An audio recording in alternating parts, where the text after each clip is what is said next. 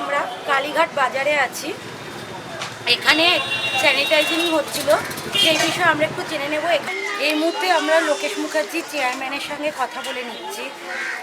নমস্কার। সবার প্রথম আমি সাধারণ মানুষকে ধন্যবাদ জানাবো, যেই আজকে সাধারণ মানুষ এই করোনা বলে এই মৃত্যুর মুখ থেকে জয় করে বেরোচ্ছে, যারা মেন লড়ছে এই মৃত্যুময়ী রোগটার থেকে, তাদেরকে আমি অসংখ্য ধন্যবাদ জানাবো। আমি ধন্যবাদ জানাবো আমাদের পশ্চিমবঙ্গের মুখ্যমন্ত্রী মাননীয় মমতা বন্দ্যোপাধ্যায়কে, যার অনুপ্রেরণায়, যার আদর্শকে আজকে আমরা মেনে আজকে আমাদের এই হিন্দু মুসলিম ঐক্যমঞ্চ সারা বাংলার দিকে এগিয়ে চলেছে। আজকের অনেকেই প্রশ্ন থাকতে পারে হিন্দু মুসলিম ঐক্যমঞ্চ এইটা করার কারণ কী। আজকের পশ্চিমবঙ্গে জুড়ে আমাদের কিছু বিরোধী দল, তারা আমাদের দাঙ্গা বাঁধানোর জন্য, আমাদের এই পশ্চিমবঙ্গটাকে টুকরো করার জন্য আমাদের এখানে হানাহানির একটি রাজনীতি শুরু করেছে। তার বিরুদ্ধে লড়াই করছে হিন্দু মুসলিম ঐক্যমঞ্চ। আজকে মানুষের সাথে, মানুষের পাশে থাকার অঙ্গীকার নিয়েই আমরা যে রাস্তায় নেমেছি, সব মানুষের পাশে থাকার চেষ্টা করছি। মানুষরাও লড়াই করছে এবং আমরা মমতা ব্যানার্জির অনুপ্রেরণায় আজকে আমরা যেখানে এসেছি, এই ওয়ার্ডটি হচ্ছে আমাদের 82 নম্বর ওয়ার্ড, ফিরোজ হাকিম। হ্যাঁ, আমাদের যে মেয়র আছেন কলকাতা, ফিরোজ হাকিমের ওয়ার্ড। এই ওয়ার্ডটা আমাদের আজ স্যানিটাইজিং কাজ চলছে। আগামী দিনেও মানুষকে পাশে নিয়ে আমাদের সিএমের অনুপ্রেরণায় আমরা পুরো বাংলা জুড়ে আমাদের এই কর্মসূচি পালন করব। নমস্কার। आज दिनांक 10 जुलाई 2020 को हिंदू मुस्लिम एक मंच के तत्वाधान में संगठन के चेयरमैन और प्रख्यात सामाजिक कार्यकर्ता श्री लोकेश मुखर्जी एवं संगठन के अध्यक्ष श्री कौशिक माझी द्वारा विशेष सामाजिक सेवा सफलतापूर्वक संचालित किया गया, जिसमें कालीघाट थाना, कालीघाट बाजार, चितला लोकगेट क्षेत्र, बेहला थाना, सरसुना थाना इत्यादि जगहों पर आधुनिक मशीनों द्वारा कोरोना संक्रमण के बचाव हेतु सैनिटाइज किया गया। नमस्कार।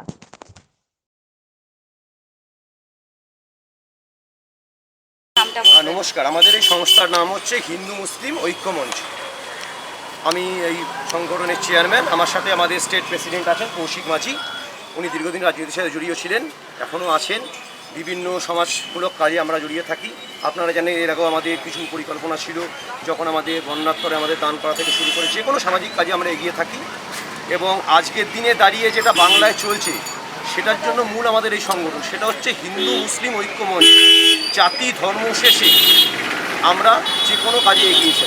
আর যারা এই হিন্দুর সাথে মুসলিম, যারা এই বিরোধিতা চাইছে এই বাংলায় দাঁড়িয়ে, তাদের আমরা কঠোর বিরোধিতা করি এবং ধিক্কার চাই। আমাদের এই সমাজমূলক কাজ এবং স্যানিটেশন, এই করোনার বিরুদ্ধে এই যে লড়াই করতে হচ্ছে মানুষকে, এই লড়াই করতে গেলে আমাদের এখন স্যানিটেশনকে সঙ্গে নিয়ে চলতে হবে। তার জন্য আমরা আজকে, এটা আমাদের পার্ট 1, আমরা আজকে কলকাতা জেলা থেকে শুরু করেছি। কালকে থেকে আমাদের পশ্চিমবঙ্গের যে কটা জেলা আছে আমরা পরপর করতে থাকবো এবং মানুষের পাশে থাকার চেষ্টা করব। আমাদের প্রেসিডেন্ট আছেন। ধন্যবাদ স্যার। আপনি কিছু একটু বলুন। আমরা মূলত বাজার এরিয়া এবং থানা, আপনারা দেখেছেন কলকাতার বেশ কিছু থানাতে করোনার আক্রান্ত হয়েছে বেশ কিছু অফিসার থেকে শুরু করে থানা যারা একদম প্রথম সারিতে যারা লড়াই করছে এই করোনার জন্য, সেই থানাকে আমরা লক্ষ্য করে থানাগুলো আমরা স্যানিটাইজ করছি। তার সঙ্গে ওই থানা এরিয়ায় যে সমস্ত বাজার রয়েছে এবং জনবহুল এরিয়া আছে যেখানে মানুষের সমাগম হচ্ছে সেখানে গিয়ে আমরা স্যানিটাইজ করছি। তার সঙ্গে মানুষজনদের আমরা মাস্ক বিলি করছি। তার সঙ্গে মানুষকে সচেতন করবার চেষ্টা করছি যে একদম প্রয়োজন না হলে বাড়ির বাইরে বেরোবেন না এবং সোশ্যাল ডিস্টেন্সিং আপনারা মেনটেন করে চলুন। তো এটাই আমাদের মূল উদ্দেশ্য, যে মানুষকে সচেতন করা এবং তার সঙ্গে স্যানিটাইজ করা।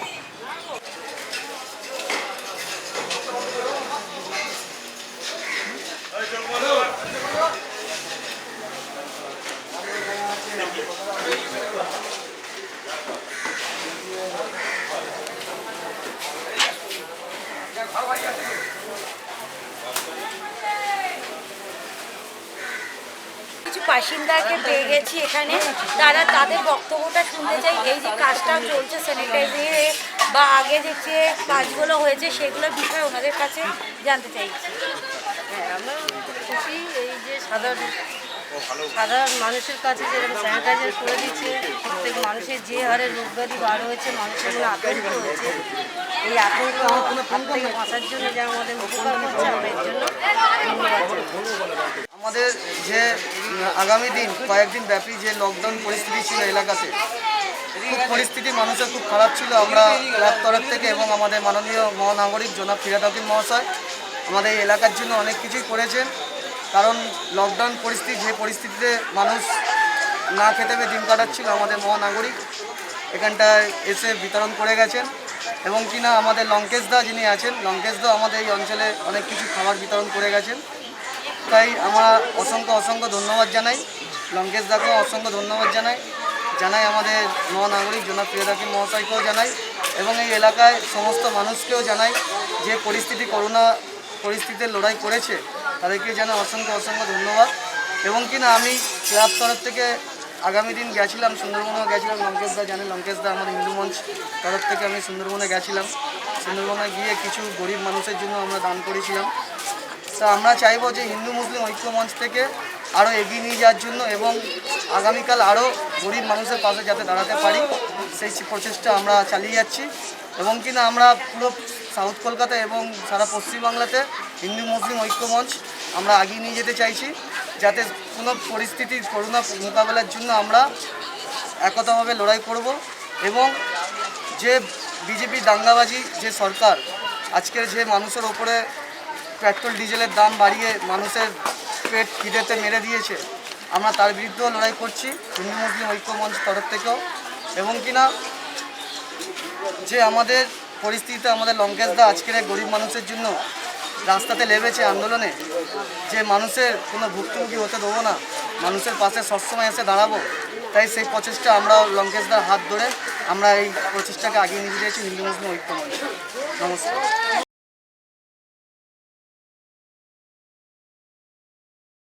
इन लोगों का इम्यून सिस्टम होता है कमजोर। कोरोना से बचने के लिए लाइफस्टाइल में करे ये बदलाव। कई शोधों में इस बात का दावा किया जा रहा है कि जिन लोगों का इम्यून सिस्टम मजबूत होता है उन्हें कोरोना वायरस से संक्रमण आसानी से नहीं हो सकता। आज हम आपको बताएंगे कि किन लोगों का इम्यून सिस्टम कमजोर होता है और इसको बढ़ाने के लाइफस्टाइल में क्या बदलाव करने चाहिए। स्वस्थ रहने के लिए इम्यूनिटी का बढ़ाना जरूरी है। इस समय देश दुनिया में कोरोना वायरस का कहर बरस रहा है। भारत में भी रोजाना हजारों नए मामले सामने आ रहे हैं। इससे बचे रहने के लिए इम्यून सिस्टम को मजबूत करना आवश्यक है। खान पान और लाइफ स्टाइल में बदलाव करने से इम्यून सिस्टम को मजबूत किया जा सकता है। इन लोगों के इम्यून सिस्टम कमजोर होता है। किस बीमारी से पीड़ित व्यक्ति? किडनी, कैंसर, डायबिटीज, दिल की बीमारी से पीड़ित लोगों का इम्यून सिस्टम कमजोर होता है। ऐसे लोगों को इस समय विशेष ध्यान रखने की आवश्यकता है। 60 साल से अधिक आयु के लोग, 60 से अधिक उम्र के लोगों का इम्यून सिस्टम कमजोर होता है। ऐसे लोगों को इस समय अपना विशेष ध्यान रखना चाहिए। 60 से अधिक उम्र के लोगों का इस समय घर में रहना ही सुरक्षित है। छोटे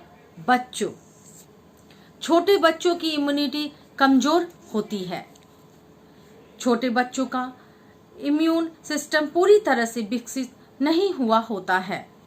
इस समय छोटे बच्चों को विशेष ध्यान रखना चाहिए।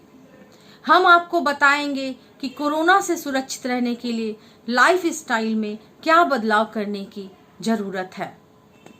एरोबिक्स एक्सरसाइज करें। प्रतिदिन कुछ समय निकालकर एरोबिक्स एक्सरसाइज करें। ऐसा करने से आपका शरीर स्वस्थ रहेगा। कई शोधों के अनुसार नियमित रूप से एक्सरसाइज करने से कोरोना से बचा जा सकता है। इस समय घर में रहकर ही एक्सरसाइज करें। योग करें। योग करना स्वास्थ्य के लिए फायदेमंद होता है। कोरोना से सुरक्षित रहने के लिए योग को अपनी दिनचर्या का हिस्सा बनाएं। नियमित योग का अभ्यास करने से बीमारियों से बचा जा सकता है। पर्याप्त नींद लें। स्वस्थ रहने के लिए जरूरी है कि पर्याप्त नींद लें। नींद पूरी ना होने से आप अस्वस्थ रहने लगेंगे और कोरोना वायरस से संक्रमित होने का खतरा बढ़ जाएगा। वजन को बढ़ने ना दें। वजन बढ़ने से शरीर में कई तरह की बीमारियों के होने का खतरा होता है। वजन बढ़ने से इम्यून सिस्टम भी कमजोर होता है। स्वस्थ रहने के लिए जरूरी है कि वजन को नियंत्रण में रखा जाए। वजन को नियंत्रित रखने के लिए आप योग का सहारा ले सकते हैं। स्मोकिंग और शराब से बनाएं दूरी। स्मोकिंग और शराब का सेवन करने वाले लोगों का इम्यून सिस्टम कमजोर होता है। इन लोगों को कोरोना वायरस से संक्रमण का खतरा अधिक है। अगर आप स्वस्थ जीवन जीना चाहते हैं तो स्मोकिंग और शराब का सेवन करना छोड़ दें। मैं ललिता कुमारी, धन्यवाद।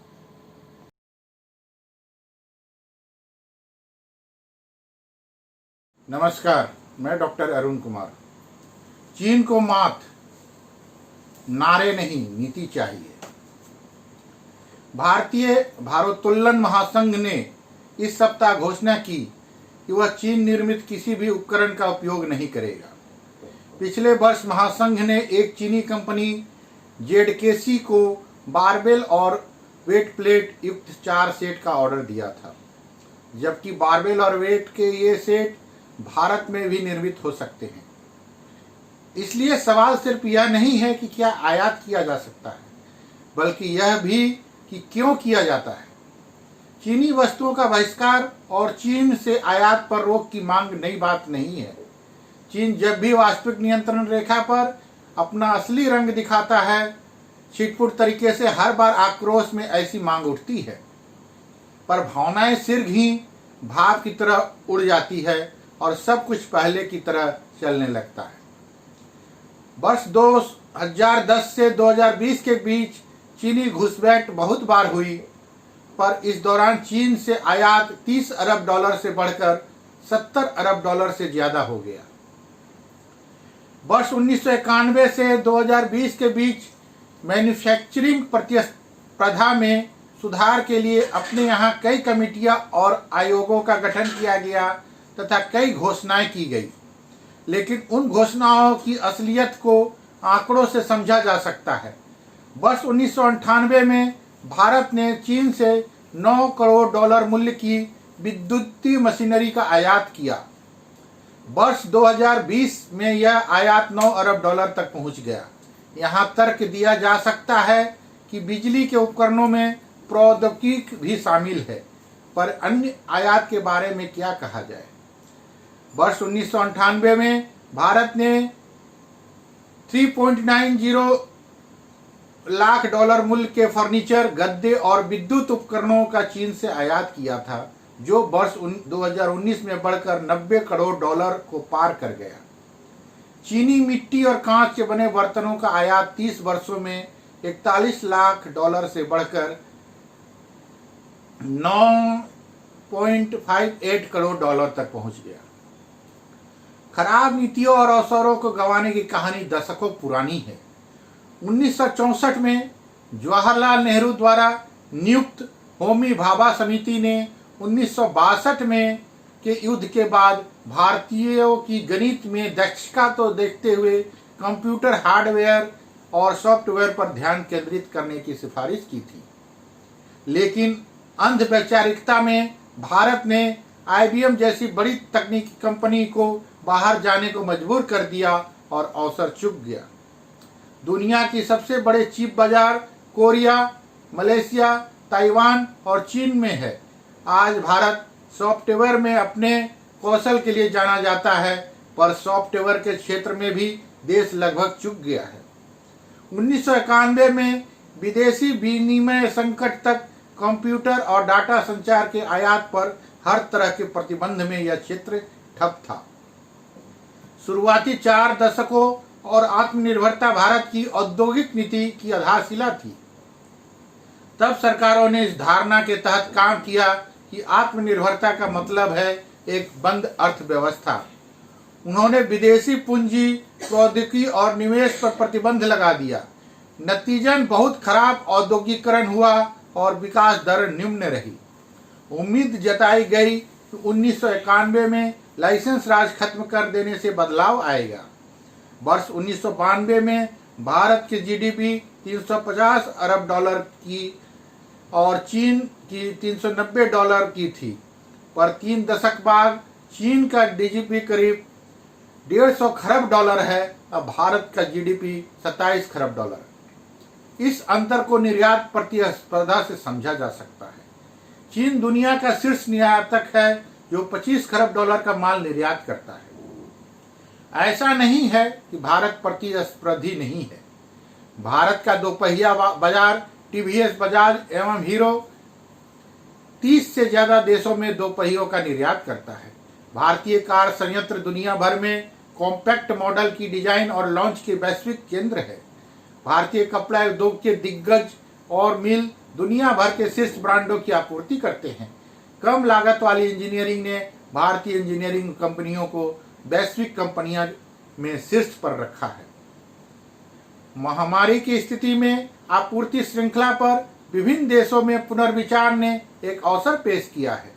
भारत निसंदेह सबसे बड़ा उभरता हुआ घरेलू बाजार है और इसका लाभ उठाया जा सकता है। भारत को भी 5G सेवाओं का शुभारंभ करना है। यह सुनिश्चित करने के लिए एक नीति तैयार की जा सकती है कि उपकरण बनाने वाले संयंत्र और उपकरण नेटवर्क भारत में स्थित हो। जीवाश्म ईंधन से दूर जाने और इलेक्ट्रिक गतिशीलता की ओर आगे बढ़ने के लिए इसरो के पास उपलब्ध बैटरी टेक्नोलॉजी तथा ऑटो निर्माताओं के बीच तालमेल बैठाने की जरूरत है।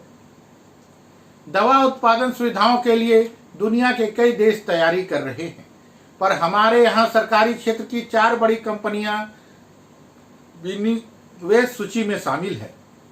उन्हें विशेष आर्थिक क्षेत्र सेज के रूप में नामित किया जा सकता है और भारत तथा दुनिया की बड़ी कंपनियों को फार्मा सामग्री, ड्रग्स और टीके के उत्पादन का प्रस्ताव दिया जा सकता है। ऐसी औद्योगिक समूहों के विकास से हो सकता है। बदलाव के लिए उत्पादकता के कारकों को बाधाओं से मुक्त करना जरूरी है। औद्योगिकरण के प्रमुख कारक भूमि और श्रम लगातार कानून और नियमों के उलझाव में फंसे रहते हैं। भूमि अधिग्रहण को राज्यों पर छोड़ दिया गया है, पर राज्य सरकारें मंजूरी राज्य की बाधाओं को हटाने के प्रति अनिच्छुक है। हालात तो पर्यावरण की मंजूरी और भी जटिल बनाती है। सरकारी परियोजनाएं भी इस कारण अटकी हुई है। केंद्र द्वारा बनाया गया आदर्श श्रम कानून अप्रभावी है। ब्याज दरों में बढ़ोतरी के कारण यहाँ परियोजनाओं की लागत चीन और अन्य पूर्वी एशियाई अर्थव्यवस्थाओं से दोगुनी है और बिजली की लागत भी ज्यादा है।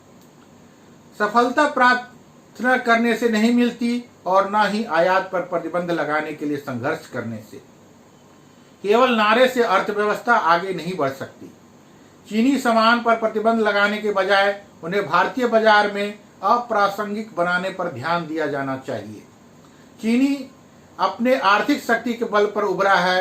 हमारा उद्देश्य वैश्विक अर्थव्यवस्था में चीन की प्रमुखता कम करना होना चाहिए। धन्यवाद। आपका अपना डॉक्टर अरुण कुमार।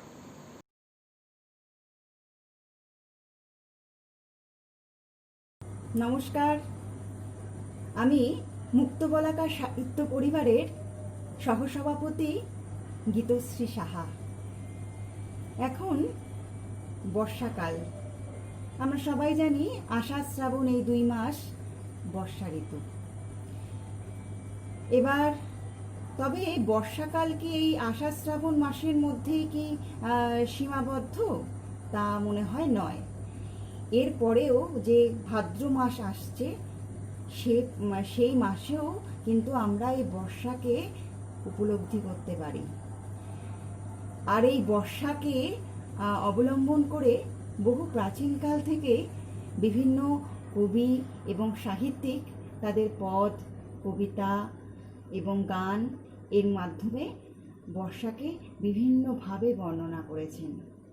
শুধু কি গান, কবিতা তা নয়, এছাড়াও বিভিন্ন গল্প এবং উপন্যাসেও বিভিন্ন প্রসঙ্গে এবং নায়ক বা নায়িকা বা বিভিন্ন মানে তাদের মানে বিভিন্ন নায়ক বা নায়িকা বা অন্য কোনো চরিত্রের মানসিক যে অবস্থা সেটা একটা মেলবন্ধন ঘটানোর জন্য অনেক সময় সাহিত্যিক এবং কবি কিন্তু তাদের বর্ষাকে বা বৃষ্টি সময়কে তারা কিন্তু সাহিত্যের খুব ভালোভাবে একটা মেলবন্ধন করার চেষ্টা করেছেন। অতএব সাহিত্যের আঙিনায় এই বর্ষা বা বৃষ্টির অবদান অনস্বীকার্য। এই মুহূর্তে বিদ্যাপতির একটা পদ, যদিও সেটা ভাদ্র মাসের বর্ণনা হিসেবে উনি বর্ণনা করেছেন, তবুও যেহেতু বৃষ্টির কথা আছে সেই লাইনটা বেশ ভালো মনে পড়ছে এই মুহূর্তে। ঝম্পি ঘন গড় জন্তি সন্ততি ভুবন ভরি বরিখন্তিয়া। অসাধারণ এক সৃষ্টি যা আমাদের মনকে এখনো নাড়া দেয়। আর এই বর্ষাকে অবলম্বন করেই আমাদের মুক্তবলাকা সাহিত্য গোষ্ঠীর নিবেদন বর্ষা মঙ্গল। এবং এই বর্ষা মঙ্গল অনুষ্ঠানে আমার স্বরচিত একটি কবিতা আমি শোনাতে চাইছি। সেই কবিতার নামও বর্ষা মঙ্গল। এই এখানে বর্ষা মঙ্গলে কবিতা, এখানে বর্ষা একজন নায়িকা এবং তার দুই নায়ককে আষাঢ় এবং শ্রাবণ, এই দুজন হচ্ছে নায়িকার নায়ক। এবং এই কবিতায় বর্ষার বিভিন্ন রূপ, তার রুদ্র রূপ, তার শান্ত রূপ, তার শ্যামল রূপ এবং সুন্দর একটা মঙ্গলময় রূপ, সেটাকে আমি ফোটানোর চেষ্টা করেছি। শুষ্ক গ্রীষ্মের পর যখন বর্ষা চারিদিকে আসে তখন চারিদিক ভরে ওঠে, শ্যামল সবুজ হয়ে ওঠে। কবিতাটা এইরকম। আকাশ গানে কাদম্বিনী একলা নয় কো আজ, বছর ঘুরে বর্ষা এলো সঙ্গে অনেক কাজ। শুষ্ক দিঘি উঠবে ভরে বইবে ঝর্ণা ধারা, মোসেন্ডা জয়ী উঠবে জেগে তাদের বড়ই তারা। ঘাটে ঘাটে পদ্ম শালুক শ্যামল হবে বন, মাসখানেকের প্রেমিক আশার রাগবে রানীর মন। আবার শ্রাবণ পাগল হবে সঙ্গিনীকে পেয়ে, দক্ষিণ বায়ু বার্তা আনে মেঘের তরি বেয়ে।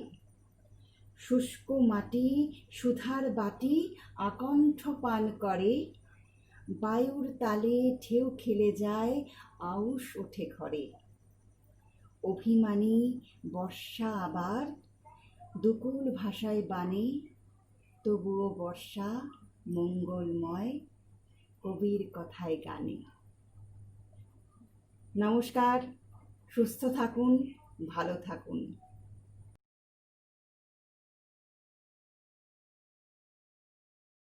चाइना में मिलावट का जानलेवा कारोबार चल रहा है। चीन से एक्सपोर्ट हो रही सी फूड का काला सच क्या है? चाइना में बने नकली काजू और अखरोट भी दुनिया भर में बेचे जा रहे हैं। यही नहीं, चाइना में मुर्गियों के अंडे भी लैब में तैयार हो रहे हैं। अगर आप भी जानना चाहते हैं चीन की मिलावट के वो 8 काले सच, तो अगले 5 मिनट इस वीडियो को ध्यान से देखिए, क्योंकि आपको पता चलेगा कि अनजाने में ही सही कहीं आप भी तो इसका शिकार नहीं हो रहे। नंबर 8, केकड़े। चाइना के शहर शिनचेंग में केकड़ों की फार्मिंग होती है। चाइना के अलावा ये केकड़े पूरी दुनिया में फेमस हैं। ये केकड़े साइज में बड़े और एक नॉर्मल केकड़े के मुकाबले ज्यादा स्वादिष्ट होते हैं। शिनचेंग नदी से हर साल 3000 टन केकड़े निकाले जाते हैं, लेकिन आपको ये जानकर हैरानी होगी कि इन केकड़ों की सालाना बिक्री 1 लाख टन से भी ज्यादा होती है। अब आप सोच रहे होंगे कि ये कैसे? तो ये ऐसे कि चीनी लोग एक साधारण केकड़े को केमिकल की मदद से पहले फुलाते हैं, फिर उस पर कलर चढ़ाकर हूबहू वैसा ही बना देते हैं जैसा कि वो सच में हो। इस तरह असली शिनचेंग केकड़े की आड़ में हजारों टन केमिकल से निर्मित केकड़े चाइना दुनिया को परोसता है। सोचिए मिलावटी काम कितना जानलेवा होगा। नंबर 7, लैब में तैयार होते अंडे। अब इसी को देख लीजिए, यहाँ मुर्गियों के अंडे तैयार हो रहे हैं, जहाँ न तो मुर्गी है और न ही कोई मुर्गा। मिलावटखोरी की हदें पार कर चुका ये देश दूसरों की जान लेने पर तुला है। आपको जानकर हैरानी होगी कि इस नकली अंडे को तैयार करने के लिए alginic acid, potassium alum, gelatin, calcium chloride और नकली रंगों का इस्तेमाल किया जाता है। यही नहीं, अंडे का छिलका बनाने के लिए कैल्शियम कार्बोनेट का इस्तेमाल होता है, जिसके बाद ये हूबहू एक असली अंडे जैसा दिखने लगता है। अब सोचिए कि केमिकल से बना ये अंडा आपके पेट में जाकर क्या क्या कर सकता है। ध्यान रहे कि खाने के नाम पर बम बनाने वाला चाइना प्लास्टिक के चावल और पत्ता गोभी जैसी चीजें भी बना रहा है, जो दुनिया भर में बेची भी जा रही है। आपकी और आपकी चाहने वालों की किचन तक ये चीजें ना पहुंचे, इसलिए इस वीडियो को पूरा देखने के बाद इसे शेयर जरूर करें। नंबर 6, लॉबस्टर्स यानी झींगा। चाइना का लॉबस्टर दुनिया भर में मशहूर है। इसकी डिमांड को पूरा करने के लिए ये लोग छोटे छोटे लॉबस्टर्स में जेलाटिन नाम का केमिकल भर देते हैं।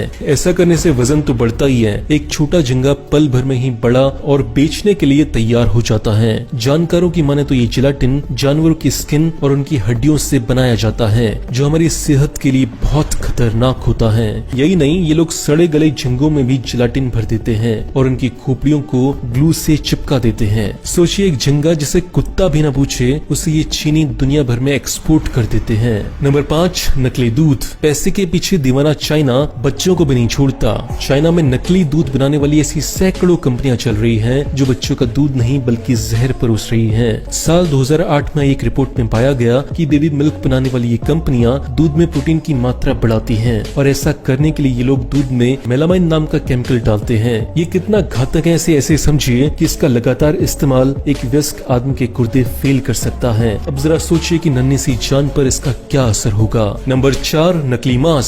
सी फूड ही नहीं, चाइना में नकली मीट का कारोबार भी धड़ल्ले से चलता है। यहाँ चिकन, मटन और पोर्क के नाम पर मिलने वाला मांस असल में चूहे का मीट होता है। चूहे और लोमड़ी जैसे जानवरों के मांस में फूड कलर्स और नाइट्रेट जेलेटिन जैसे केमिकल्स मिलाकर चीनी लोग उसे मटन जैसा बना देते हैं। हैरान हो गए? यही नहीं, ये लोग असली मटन और चिकन के साथ भी कुछ अच्छा व्यवहार नहीं करते, बल्कि वजन बढ़ाने और उसे फ्रेश दिखाने के लिए ये लोग मांस में इंजेक्शन भी लगाते हैं। कभी पानी तो कभी केमिकल से भरी ये इंजेक्शन जब मीट में लगाए जाते हैं तो इससे इनका वजन बढ़ जाता है और साइज में भी ये मीट बड़ा हो जाता है। कुछ डॉलर्स की खातिर जान से खेलने वाला कारोबार चाइना में चोरी छुपे हो रहा है। Number 3, gutter oil.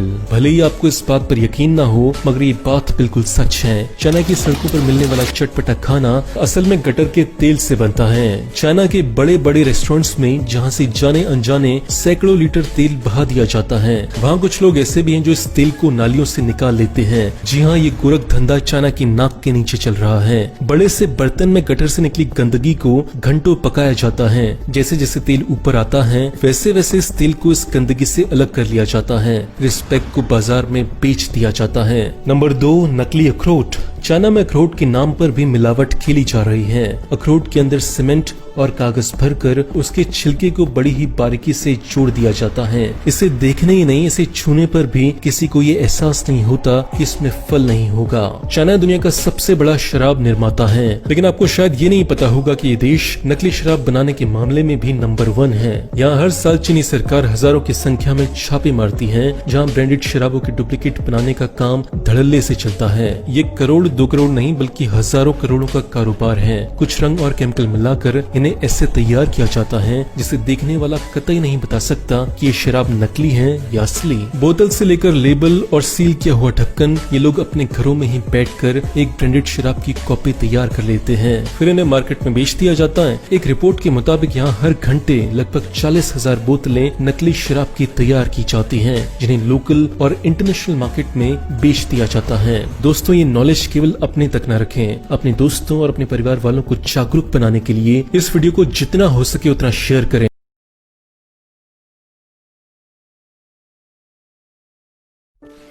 কাউকে খুঁজে পাচ্ছ না যারা তোমার মৃতদেহ বহন করবে?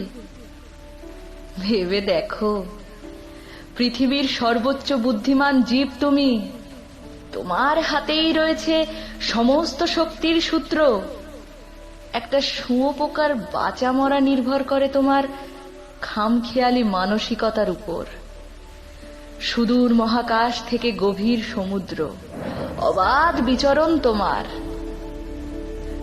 তোমার হাতেই রয়েছে পরমাণু, এক লহমায় ধ্বংস করে দিতে পারে সব কিছু। একমাত্র তুমি সেই জীব যে প্রার্থনা করতে পারে ভগবানের কাছে।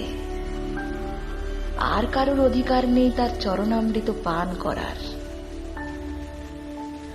তুমি সেই মহান শক্তিধর মানব জাতি। তুমি আজ ভয় পাচ্ছ, মৃত্যু ভয়। তোমার মৃত্যু ভয় আমাকে কিছুটা আনন্দ দেয়। আমি তোমার মৃত্যু কামনা করি না ঠিকই, কিন্তু আমি চাই তোমার মৃত্যু ভয় থাকুক। মনে আছে? মনে আছে কিছুদিন আগে অ্যামাজনের কোনো এক জঙ্গলে আগুন লাগিয়েছিলে তুমি? পার্থিব সম্পদের আদিম লালসা গ্রাস করেছিল তোমাকে। নির্বিচারে নির্বিচারে ধ্বংস করেছে অগণিত প্রাণ। তুমি কি জানো না যে তোমার কারণেই বাড়ছে বিলুপ্ত আর লুপ্তপ্রায় জীব? তুমিই তো সেই কারিগর যে আগুন লাগিয়ে দিলে অস্ট্রেলিয়ার নিবিড় অরণ্যে, স্তব্ধ করে দিলে লক্ষ লক্ষ অবলা প্রাণীর হৃৎপিণ্ড। তোমার কি মনে পড়ে সেই অসহায় ক্যাঙ্গারুটার কথা, যে তার সদ্যজাত শিশুকে বুকে আগলে রেখে নিজেকে সঁপে দিয়েছিল সেই আগুনে? বাকিদের বিপদে ফেলে তুমি সেদিন ব্যস্ত ছিলে নিজের কাজে। আজ কোথায় তোমার ব্যস্ততা? কোথায় তোমার কাজ? কোথায় তোমার অহংকার? কোথায় তোমার আস্ফালন?